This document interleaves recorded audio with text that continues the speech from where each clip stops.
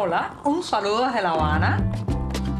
Les habla Joanny Sánchez, cubana, periodista, ciudadana, y les traigo este cafecito informativo recién colado y sin azúcar para despertar.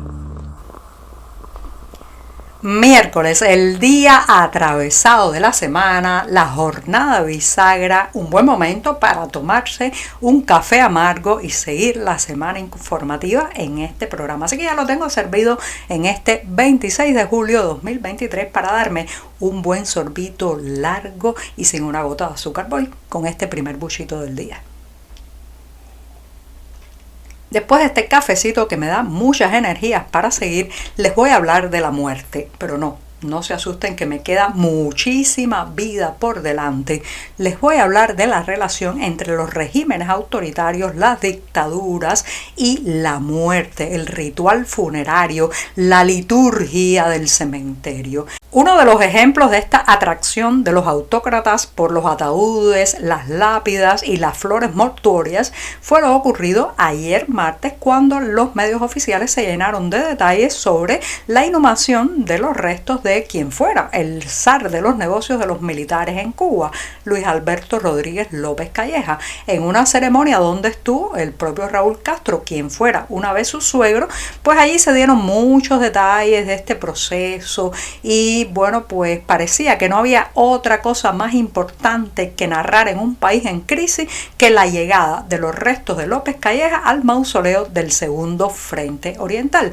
Con la misma, Raúl Castro siguió rumbo a Santiago de Cuba, donde en la madrugada de este miércoles comenzó el acto oficial por el 26 de julio, el día que el oficialismo llama el Día de la Rebeldía Nacional, porque saben, en ese momento, pero del año 1953, un grupo de jóvenes liderados por Fidel Castro, aunque él nunca entró a la instalación militar, asaltaron el cuartel Moncada de esa ciudad oriental.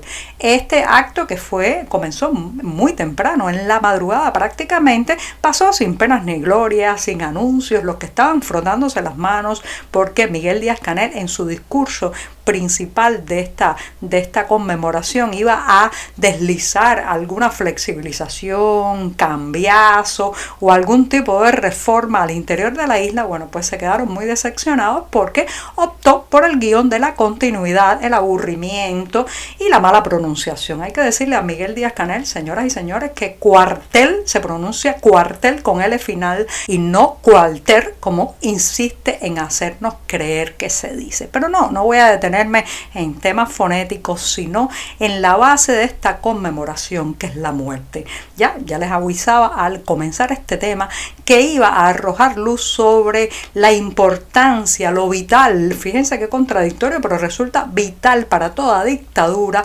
rodearse de mártires, rodearse de gente que se ha inmolado supuestamente por su causa, rodearse de sangre, de disparos y de actos que al final dejaron un reguero de muertos, como es el caso de ese asalto al cuartel Moncada, que de los cerca de 134 atacantes, contando los del cuartel de Santiago de Cuba y otro en la ciudad de Bayamo, 68 murieron aquel día y los siguientes.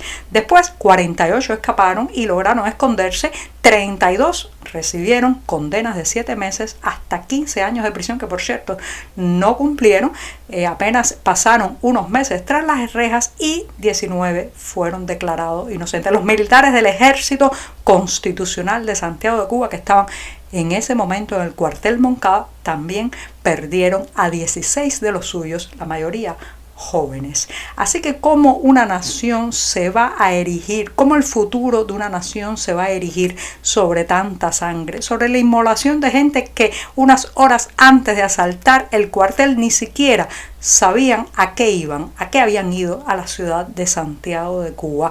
La mentira, la exageración, la estafa histórica que ha significado este momento no puede ser la piedra angular de la Cuba de hoy ni de la Cuba del mañana. Los regímenes autoritarios, señoras y señores, necesitan esta relación permanente con la muerte porque no soportan la vida. ¿Saben por qué? Porque la vida es cambio.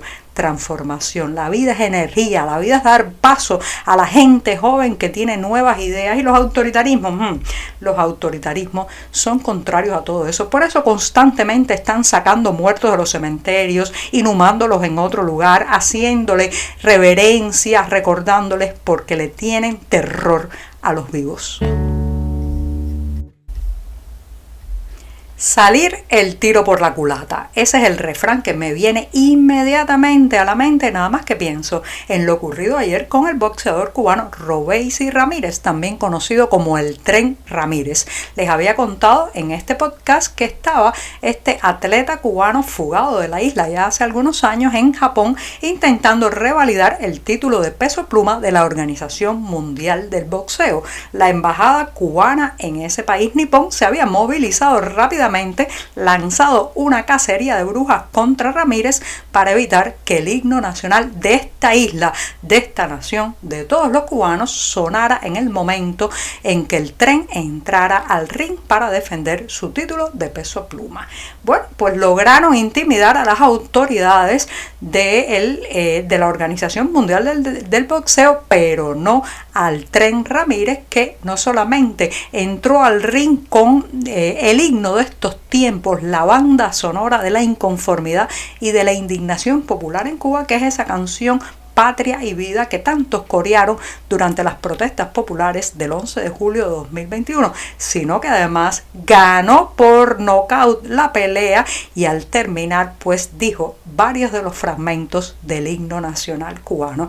El tiro por la culata a las autoridades cubanas, al régimen de la isla y a todos esos funcionarios deportivos que se dedican a perseguir a los atletas cubanos que han decidido saltarse la insularidad y ser libres. Felicidades, Robeisy, el Tren Ramírez.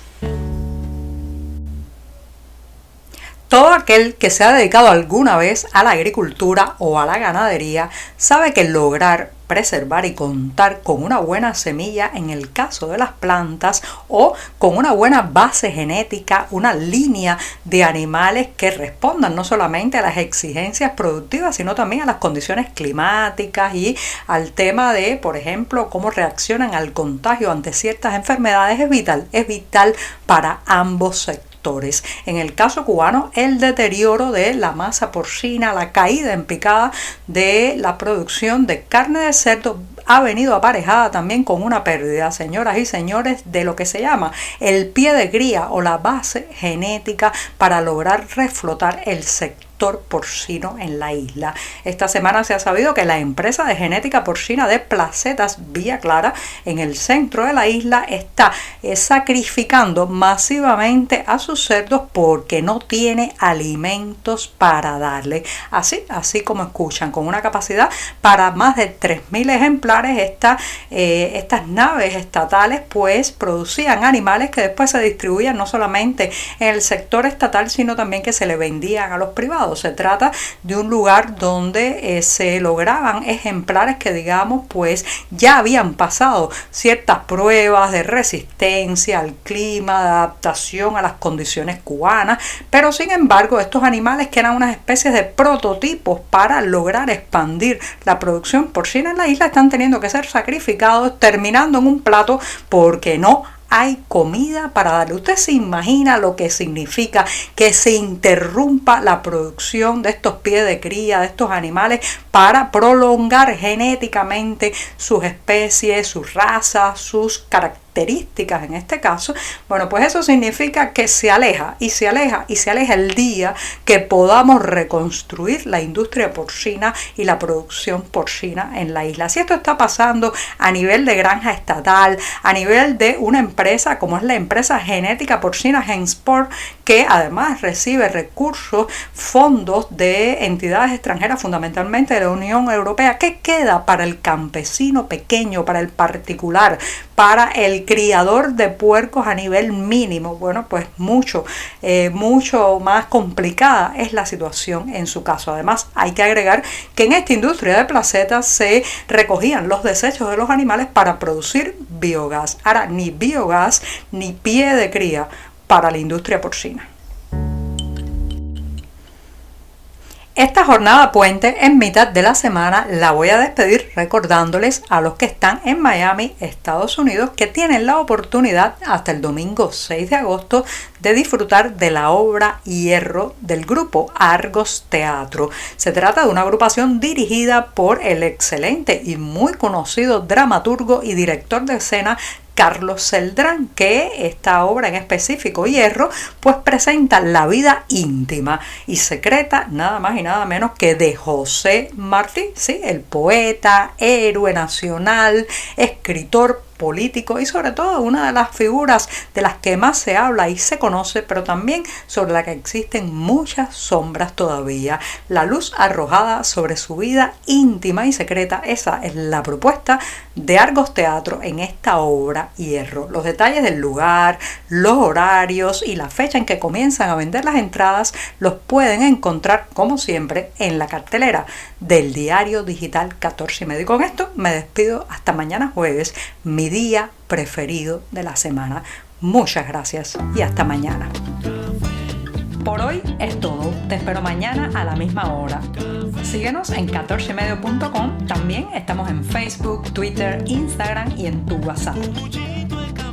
No olvides, claro está, compartir nuestro cafecito informativo con tus amigos.